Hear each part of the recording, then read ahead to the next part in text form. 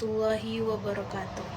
Halo guys, kembali lagi dengan saya Rahma Hayati Batubara dengan NIM 200320081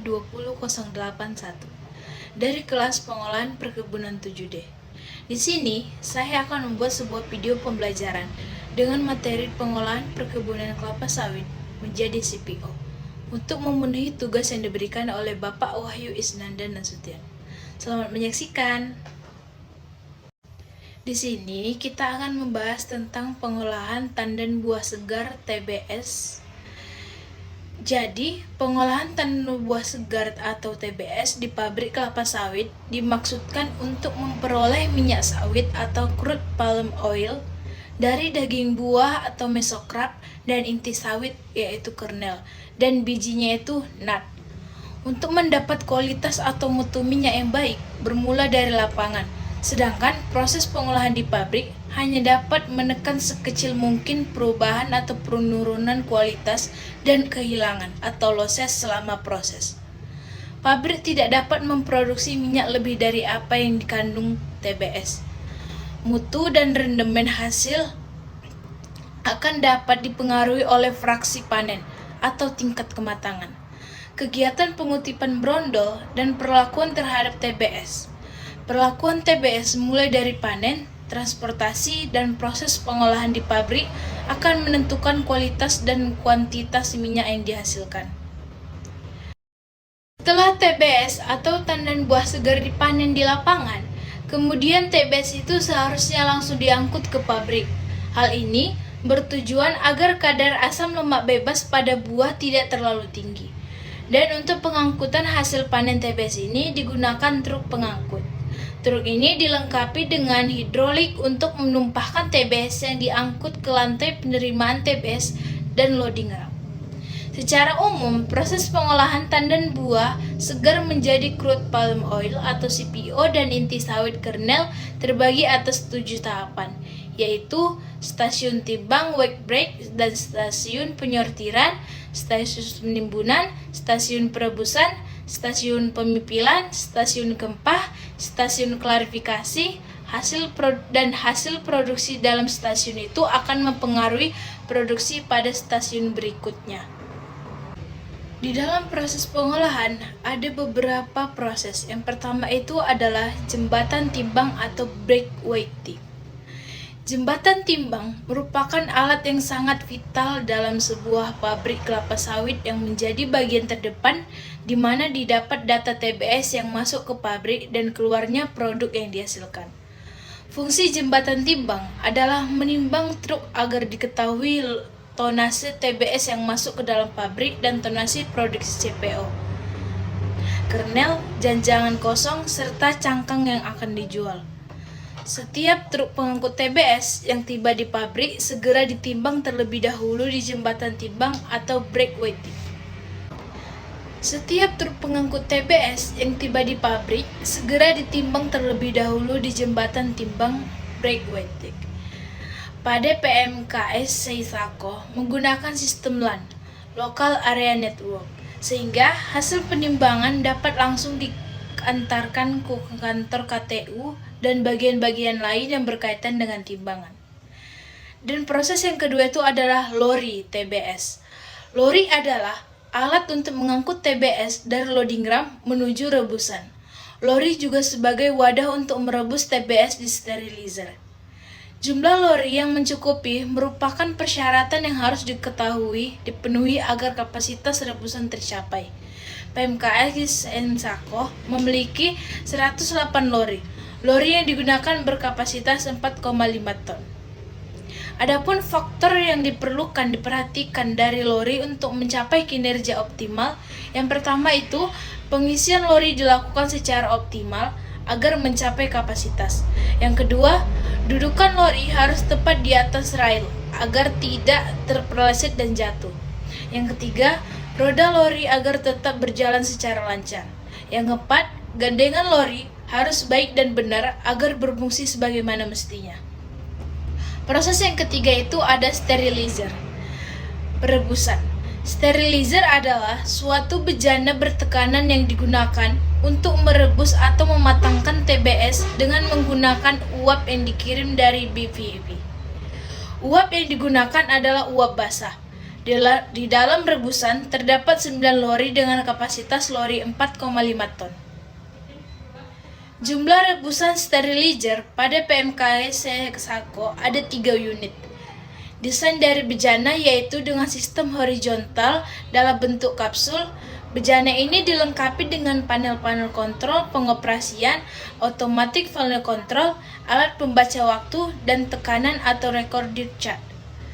Alat ukur tekanan dan suhu, pipa uap, pipa exhaust dan air kondensasi, keran, pengaman atau safety valve, serta pembuangan uap bekas sisa perebusan, sterilizer blow down and blow up.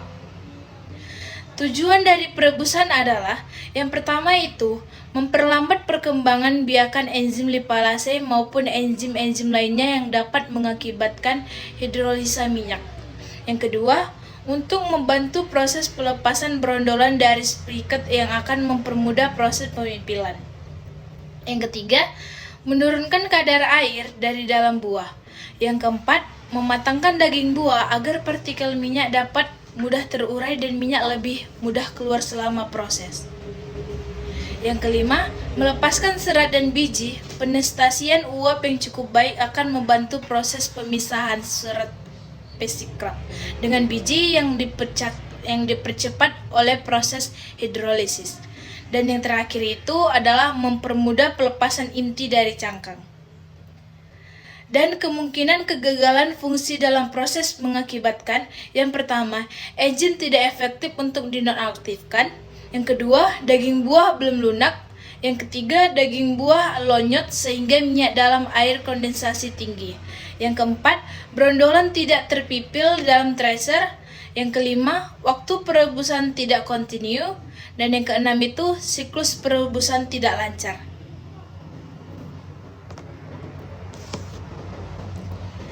Jenis yang mempengaruhi kegagalan dalam proses sterilizer. Yang pertama ada temperatur terlalu rendah. Yang kedua, kurangnya uap masuk. Yang ketiga, kurangnya waktu perebusan. Yang keempat, uap masuk terlalu tinggi. Yang kelima, waktu perebusan terlalu lama. Yang keenam, prosedur perebusan tidak dijalankan dengan benar. Yang ketujuh, grafik kontrol tidak digunakan dengan baik. Dan yang kedelapan itu, operator tidak disiplin. Adapun beberapa kejadian yang terjadi dalam sterilizer, yang pertama adalah pembuangan udara. Udara dalam perebusan harus dibuang karena udara adalah penghantar panas yang buruk. Udara merupakan penghantar panas yang lambat dan berpengaruh negatif terhadap proses perebusan. Udara yang terdapat pada perebusan dapat menurunkan tekanan. Dapat dikatakan bahwa udara yang terdapat pada rebusan hendaknya dikeluarkan terlebih dahulu, dan cara ini disebut dengan proses deaerasi. Yang kedua itu pembuangan air kondensat. Uap air yang terkondensasi berada pada dasar bejana rebusan yang dapat memperhambat dari proses perebusan. Air yang terdapat dalam perebusan akan mengabsorpsi panas yang diberikan sehingga jumlah air semakin bertambah. Yang ketiga, pembuangan uap. Pembuangan uap yang dilakukan sesuai dengan sistem perebusan. Uap yang dibuang melalui cerobong pada bagian atas dengan pipa yang berukuran 8 inci. Yang keempat, waktu perebusan. Apabila waktu perebusan terlalu lama, maka akan membuat buah menjadi rusak. Akan banyak minyak yang keluar dari buah terikut dengan kondensat yang akan menyebabkan banyak losses di air kondensat. Beberapa bagiannya itu yang pertama triple dump, safety valve, ketel rebusan, pintu keluar lori, dan rail yang trek di dalam rebusan, dan pondasi atau kaki rebusan. Tippler berfungsi untuk menuangkan lori yang berisi pada buah yang sudah direbus ke dalam scooper, conveyor, dan dibawa ke dalam tracer. Jumlah tripper yang di PMKS Sako adalah 1 unit. Tipper bekerja dengan cara memutar lori sebesar 360 derajat sampai buah dalam lori habis terbuang. Tripper digunakan secara terus-menerus sampai dengan jumlah jalannya proses pengolahan dalam pabrik. Lama waktu penuangan akan diatur supaya kapasitas pabrik dapat tercapai. Waktu yang dibutuhkan untuk menuang tandan buah rebus dari lori kurang lebih dari 5 menit. Volume buah yang dituang ke fast batch conveyor harus diatur agar buah yang masuk ke thresher dapat merata dan memenuhi kapasitas dari thresher. Yang keempat ada finback conveyor. Finback conveyor berfungsi untuk membawa buah rebus menuju ke drum thresher untuk dilakukan proses pemipilan. Yang kelima, distribusi feed thresher. Distributing feed thresher berfungsi untuk mengatur masuknya umpan atau feeding tandan buah yang telah direbus ke dalam drum thresher agar tidak terjadi umpan masuk yang berlebih, yang akan mengakibatkan tidak sempurnanya proses pemipilan. Dan yang keenam, penabahan thresher. Thresher berfungsi untuk memisahkan brondolan dari janjangan dengan cara mengangkat dan membanting serta mendorong atau membawa janjangan keluar dengan putaran drum thresher 23 rep. Brondolan akan terpisah dengan janjangan akibat dibanting dan jatuh, lalu dibanting kembali dan jatuh. Yang ketujuh ada MPT batch conveyor dan incline MPT batch conveyor. Janjangan kosong akan terdorong keluar dari thresher dan masuk ke horizontal MPT batch conveyor. Yang kemudian janjangan kosong jatuh ke incline MPT batch conveyor yang kemudian akan masuk ke batch conveyor untuk dijalankan pengisian janjangan. Yang kedelapan itu ada batch crusher. Batch crusher berfungsi untuk menggilas janjangan yang dari thresher nomor 1 dan 2, kemudian janjangan tersebut akan dilakukan kembali pemipilan di thresher nomor 3 guna untuk mendapatkan sisa-sisa brondolan yang masih melekat pada janjangan agar dapat meminimalisasi lossesnya. Yang kesembilan itu ada button cross, conveyor, dan fruit evaluator. Brondolan yang telah lepas dari janjangannya keluar dari thresher melalui kisi-kisi, kemudian jatuh ke conveyor under thresher, lalu masuk ke button cross conveyor. Dari button fruit conveyor masuk ke fruit evaluator dan selanjutnya ke distribusi fruit conveyor yang berfungsi untuk membagi ke masing-masing digester. Dan ada beberapa stasiun lagi, yaitu stasiun batch press. Yang pertama itu batch press. Janjangan kosong yang keluar dari thresher nomor 3 kemudian jatuh ke horizontal MPT batch conveyor yang menuju ke batch press.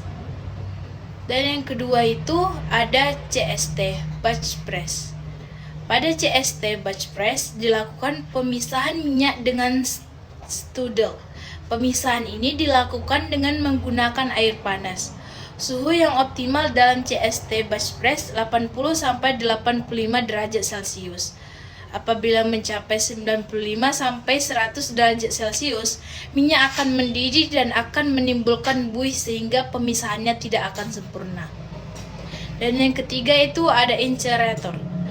Incinerator berfungsi untuk membakar janjangan kosong. Hasil pembakaran janjangan kosong berupa abu dan abu tersebut dikutip untuk bahan campuran kalsium atau kimbat di proses pengolahan kernel. Dan kita masuk ke dalam stasiun Kempa. Yang pertama itu ada pengadukan atau digester. Digester adalah ketel tegak mempunyai dinding rangkap, proses pemutaran yang dilengkapi dengan pisau-pisau pengadu. Yang kedua, pengempaan atau screw press. Screw press berfungsi untuk mengeluarkan minyak dari daging buah dengan cara mengepres. Selanjutnya kita masuk ke dalam proses pemurnian minyak atau klarifikasi. Proses pemurnian minyak yaitu minyak kasar crude oil yang dikeluarkan dari screw press, masih mengandung kotoran-kotoran, pasir, cairan, dan benda-benda kasar lainnya. Beberapa bagian yang ada dalam proses klarifikasi yang pertama ada sand trap tank. Sand trap tank adalah alat yang berfungsi untuk memisahkan pasir yang terbawa dalam minyak kasar, dan prinsip kerja dari trap tank adalah dengan cara pengendapan. PMKG Sensako mempunyai 2 unit trap tank.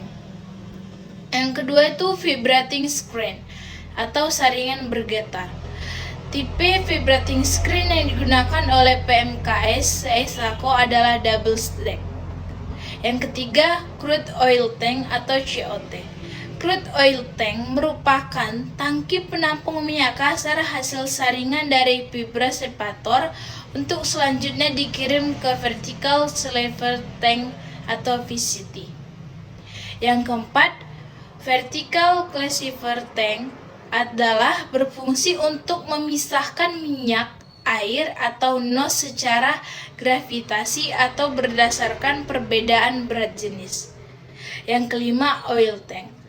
Oil tank berfungsi untuk pengendapan kotoran dan sebagian wadah penampung sebelum minyak masuk ke dalam vacuum driver. Dan yang keenam ada floater tank. Floater tank berfungsi untuk menjaga pengumpanan ke vacuum driver agar tetap vakum sehingga dapat bekerja optimal. Yang ketujuh ada vacuum dryer. Vacuum dryer berfungsi untuk mengurangi kadar air dalam minyak. Minyak yang akan masuk disemprotkan ke vakum dan diuapkan terpisah ke atas. Yang kedelapan ada stroke tank. Stroke tank berfungsi untuk menyimpan minyak sementara produksi yang dihasilkan sebelum dikirim atau dijual. PMKS Sensako memiliki 3 unit stroke tank. Dan yang kesembilan itu ada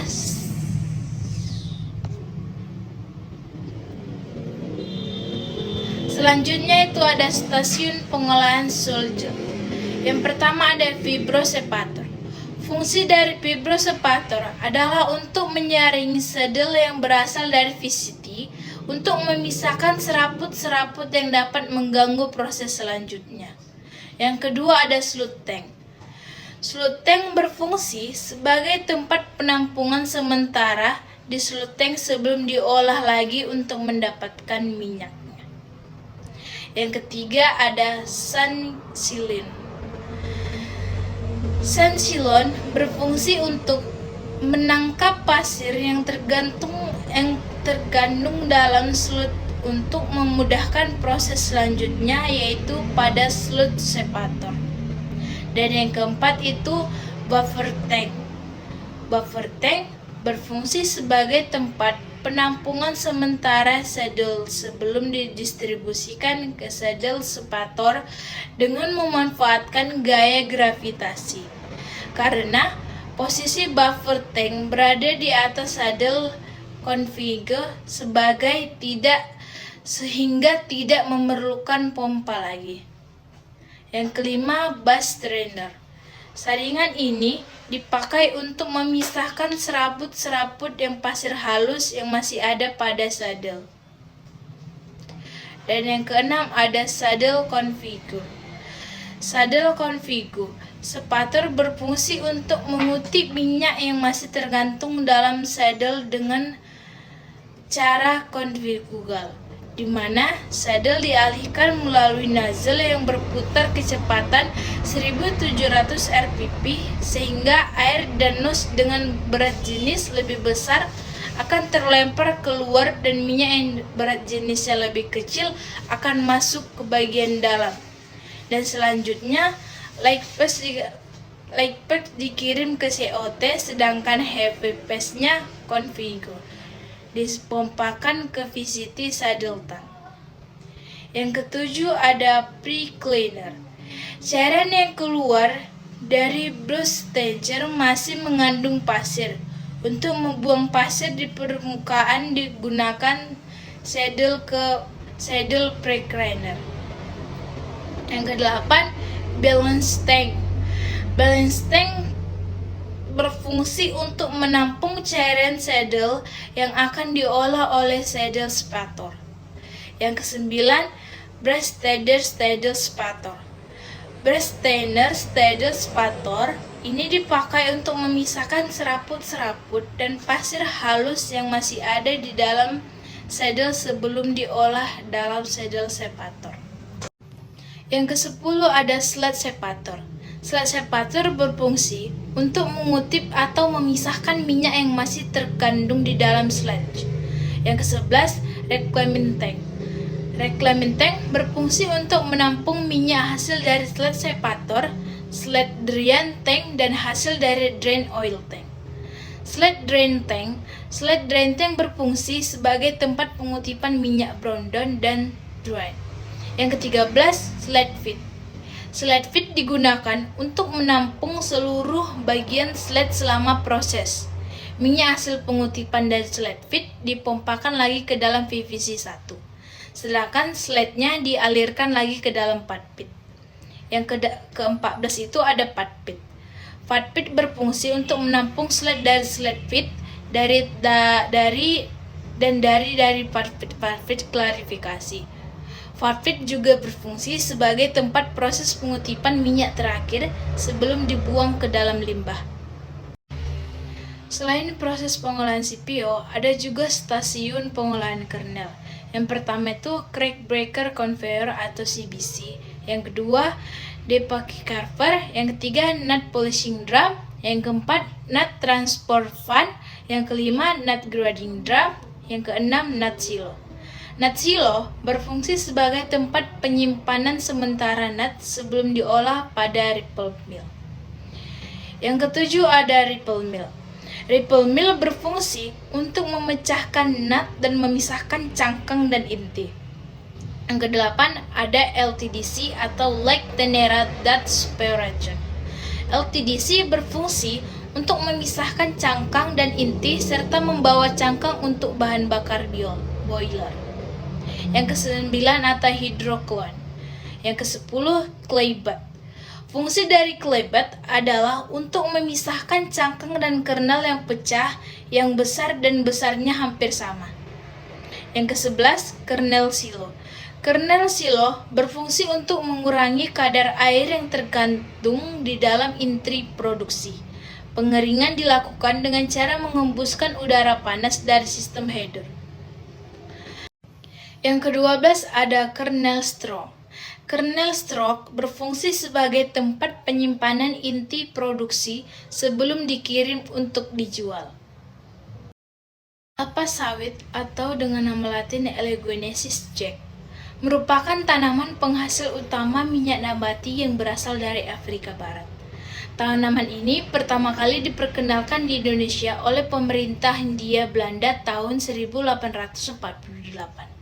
Saat itu, ada 4 batang bibit kelapa sawit yang ditanam di Kebun Raya Bogor, Botanical Garden, dan 2 berasal dari Borhon Marturius dan 2 lainnya berasal dari Hortus Bonnetius Amsterdam, Belanda.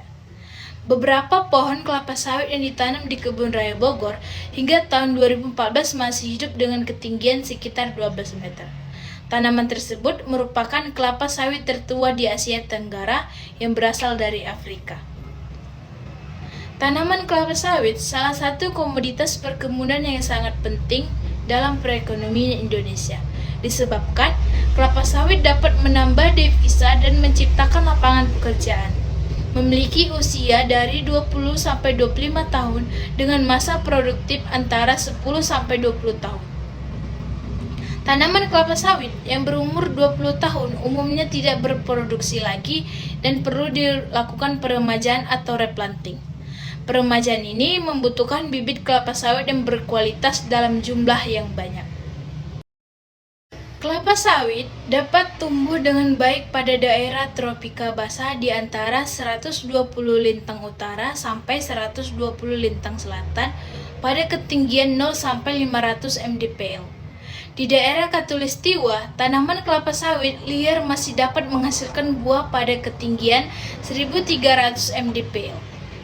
Tanaman kelapa sawit juga membutuhkan intensitas cahaya yang cukup tinggi. Lama penyiraman optimum yang diperlukan tanaman kelapa sawit antara 5-12 jam per hari. Suhu optimal yang dibutuhkan agar tanaman kelapa sawit dapat tumbuh dengan baik adalah 24-280 derajat Celcius. Sedangkan kelembapan optimum bagi pertumbuhan kelapa sawit adalah 80 derajat. Tanaman kelapa sawit dapat tumbuh di berbagai jenis tanah, diantaranya pendasolik, atosol, hidromorfik kelabu, alluvial, endastol, dan regosol.